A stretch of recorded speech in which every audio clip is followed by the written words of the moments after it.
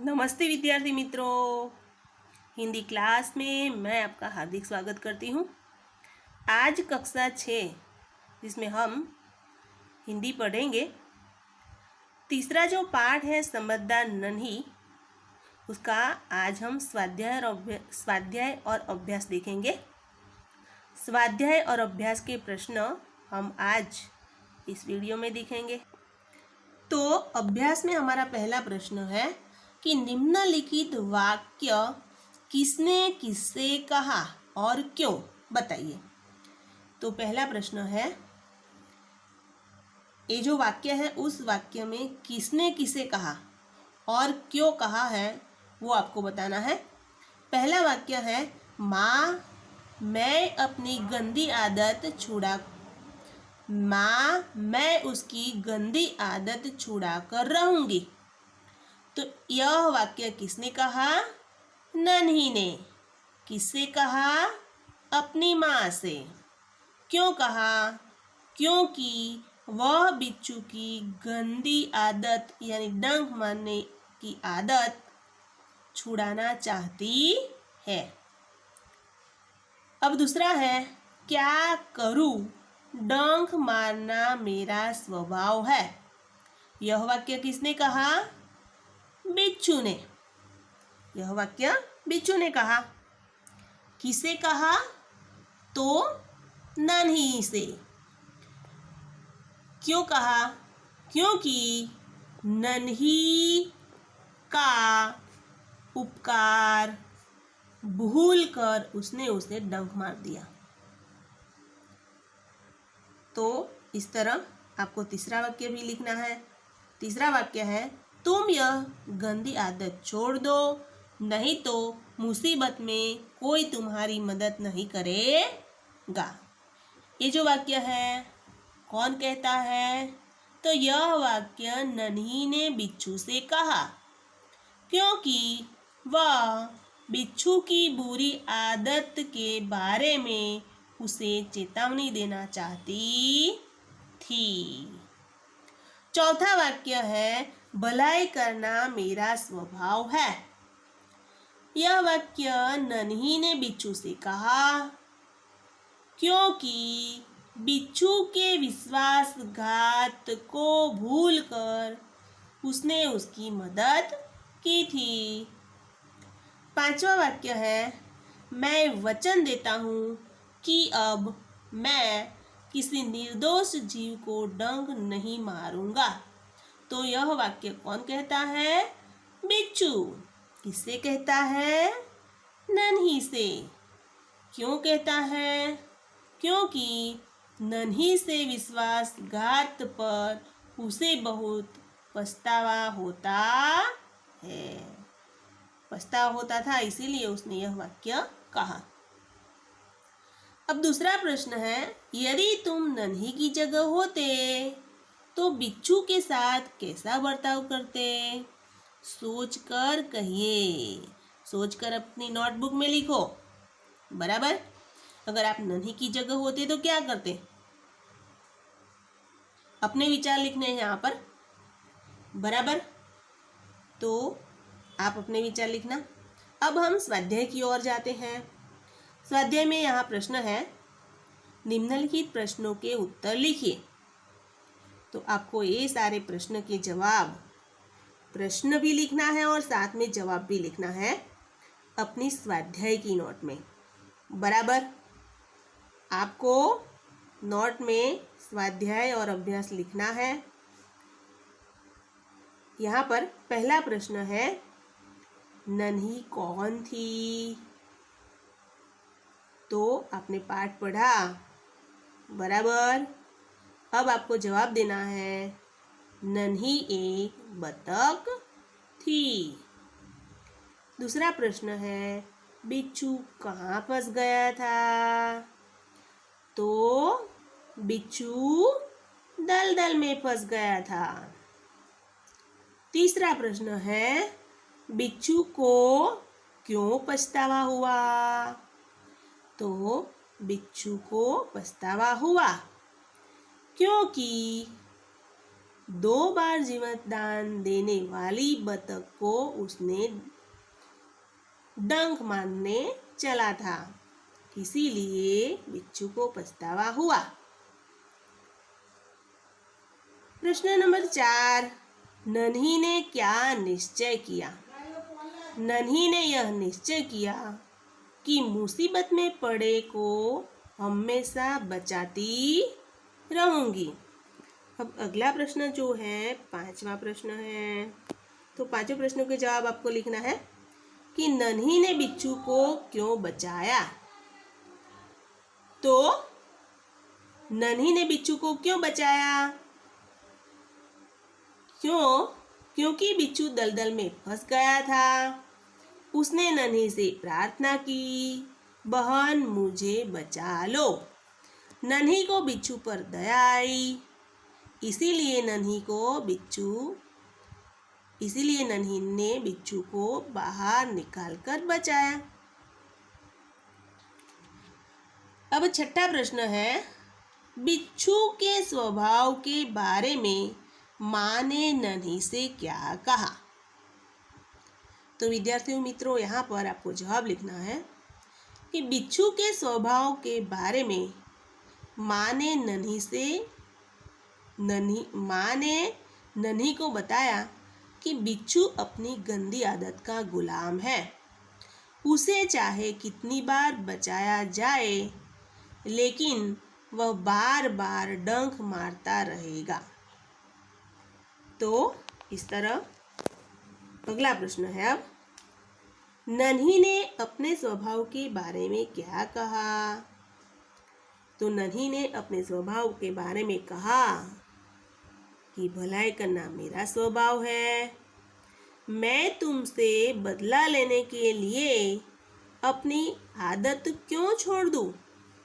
मेरा काम बचाना है। मैं मुसीबत में पड़े को हमेशा बचाती रहूंगी। तो यहाँ पर विद्यार्थी मित्रों, ये जो सारे प्रश्न हैं, उस प्रश्न के जवाब आपको अपनी नोटबुक में लिखने हैं। अब प्रश्न है दूसरा कि घटनाओं को उसके सही क्रम में रखिए। तो आपको क्या करना है, ये सारे वाक्य कहानी के अनुरूप दिए हैं और उस वाक्य को आप कहानी के माध्यम से क्या करेंगे, सही घटनाक्रम में लिखेंगे। उन पांच जो वाक्य दिए हैं, उन 5 वाक्य में से पहला वाक्य कौन सा है, तो ये आप अपनी कहानी के आधार पर बता सकते हैं। तो यहाँ पर जवाब लिख दिया है कि पहला है, नन्ही ने बिच्छू को दलदल में फंसा हुआ देखा। दूसरा है, नन्ही बिच्छू की आवाज सुनकर दौड़ आई।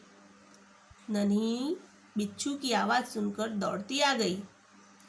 तीसरा है, नन्ही ने बिच्छू को दलदल से निकालकर सूखे स्थान पर रख दिया। चौथा वाक्य, बिच्छू ने नन्ही को डंक मार दिया। पांचवा है, नन्ही अपनी माँ के पास चली गई। तो यहाँ पर आपका जो स्टार्टिंग का जो पेज है, अगला जो पैराग्राफ है, कहानी के शुरुआत में जो है, उनमें से ये सारे घटनाक्रम दिए गए हैं। आपको ये घटनाक्रम सही क्रम में लिखना है। अब यहाँ पर इकाई में से 5 संज्ञा शब्द ढूंढिए और उसका वाक्य में प्रयोग कीजिए। तो यहाँ पर संज्ञा किसे कहते हैं, संज्ञा के प्रकार, वो सब हमने वीडियो में देखा था। यहाँ पर उदाहरण दिया है बिच्छू, तो बिच्छू दलदल में फंस गया। तो बिच्छू क्या है, संज्ञा है। तो यहाँ पर एक वाक्य दिया है, ऐसे कोई भी शब्द आप रख कर क्या करेंगे, वाक्य प्रयोग करेंगे। संज्ञा शब्द, कोई भी नाम, मोहन, राकेश, पूर्वी, इस तरह नाम, या हिमालय, सेना, ये सारे संज्ञा है। उन शब्द को क्या करना है, वाक्य में प्रयोग करना है। फिर यहाँ पर चौथा प्रश्न है। चौथे प्रश्न में मुहावरे 3 मुहावरे लेने हैं और उन मुहावरे का वाक्य प्रयोग करना है। मैंने पहले भी आपको बताया कि आपको मुहावरा लिखना है, तो ये जो मुहावरे वहाँ पर लिखे हैं उनमें से कोई भी मुहावरे लिखकर यहाँ पर आप वाक्य प्रयोग कर सकते हैं। पाठ में से कोई भी मुहावरे लिखकर यहाँ पर लिख सकते हैं। फिर समानार्थी शब्द आपको खोजना है और उसके वाक्य प्रयोग करना है। जैसे यहाँ नदी, तो सरिता, ए समानार्थी शब्द है और उसका अर्थ है सरिता, और ये जो है वाक्य प्रयोग किया है कि नर्मदा गुजरात की सबसे बड़ी सरिता है, तो सरिता यानी नदी।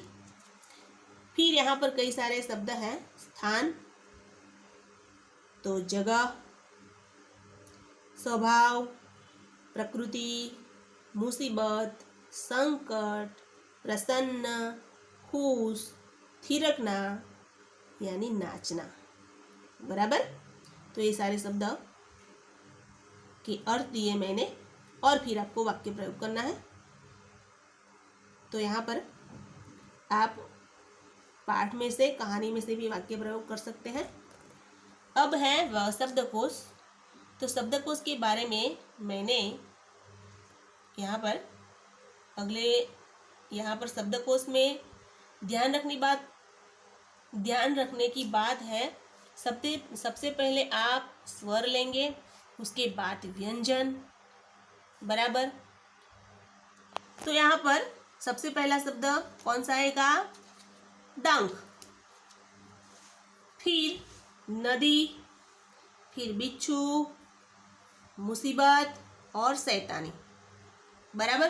तो आपको क्या करना है? सबसे पहले क, ख, ग, अंग, इस तरह सारे जो शब्द है उस शब्द को लेना है और उनमें से कौन सा शब्द पहले आता है उसके आधार पर आप इस शब्दकोश लिखेंगे। अब हम कहानी की ओर जाते हैं। नीचे दिए गए चित्रों को देखकर 2-2 वाक्य लिखिए और कहानी पूर्ण कीजिए। ये जो है यहाँ पर चित्र वार्ता है, चित्र कहानी, और यहाँ पर 1, 2, 3, 4 इस तरह 4 ये जो चित्र दिया है उस चित्र के माध्यम से आपको क्या करना है? कहानी लिखना है अपनी नोटबुक में। तो यहाँ पर हम कहानी बताते हैं आपको। कहानी को आप अपने तरीके से लिख सकते हैं। तो सबसे पहले आपको पहला चित्र ध्यान में रखना है। तो एक नदी थी, ये नदी है पास में ये, और नदी के किनारे एक पेड़ है, ये है पेड़। पेड़ पर कौन रहता था? कबूतर। कबूतर तो आपने देखा होगा। और पेड़ के नीचे एक बील है और इस पेड़ के नीचे एक चींटी रहती थी। ये चींटी है। चींटी मतलब कीड़ी। अब एक दिन की बात थी। कबूतर ने चींटी को नदी का जो पानी था उसमें डूबते हुए देखा। ये जो नदी का पानी है उस पानी में कबूतर ने चींटी को डूबते हुए देखा। कबूतर को दया आई और फिर उन्होंने तुरंत एक पत्ता पेड़ से तोड़कर चींटी के पास फेंका और चींटी पत्ते पर चढ़ गई और पत्ता बहता बहता नदी के किनारे आ गया। इस तरह कबूतर ने चींटी की जान बचाई।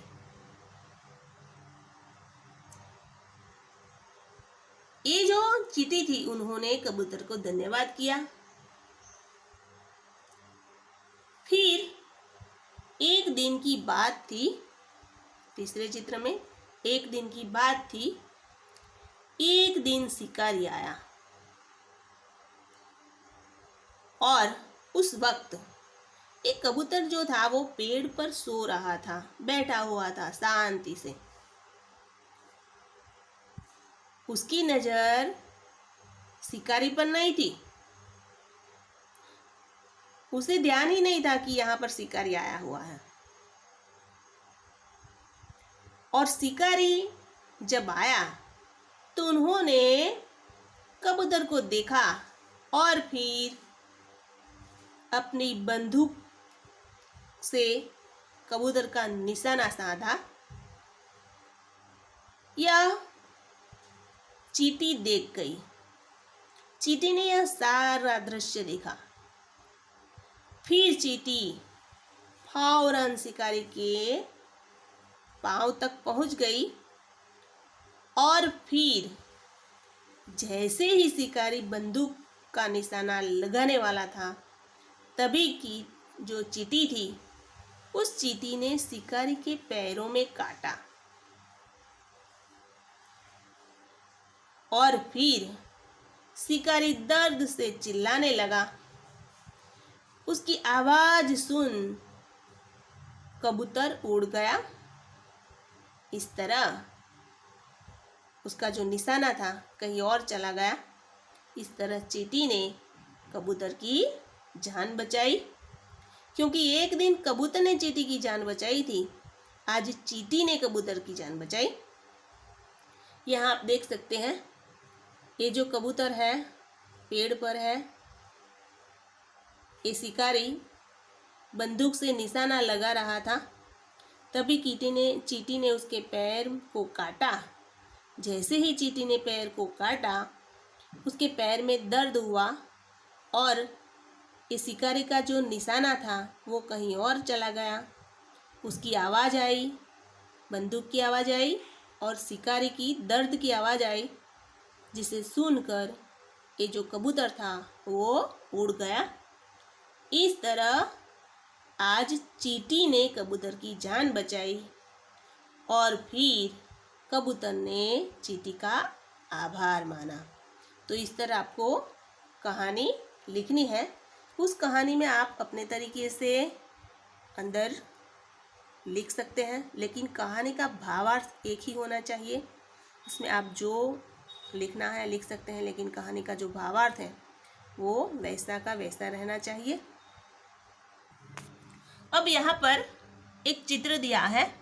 नीचे दिए गए चित्र को देखकर बताइए कि इसके बाद क्या क्या हुआ होगा। तो आपको चित्र देखकर क्या करना है, उस चित्र का वर्णन यहाँ पर हिंदी में लिखना है, बराबर।